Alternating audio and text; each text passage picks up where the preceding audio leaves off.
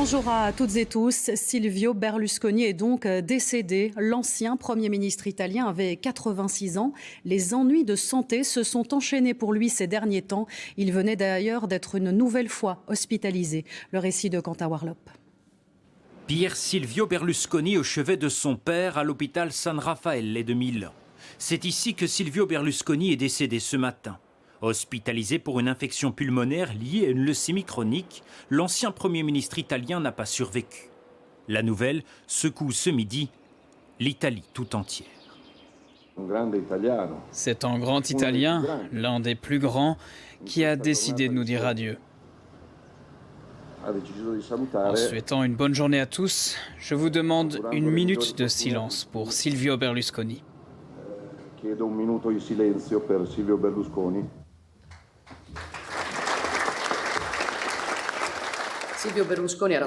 Silvio Berlusconi était avant tout un battant. C'était un homme qui n'avait jamais peur de défendre ses convictions. Et c'est précisément ce courage et cette détermination qui ont fait de lui l'un des hommes les plus influents de l'histoire de l'Italie. Figure centrale de la vie italienne, depuis 2016, Silvio Berlusconi était fragilisé et enchaînait les soucis de santé.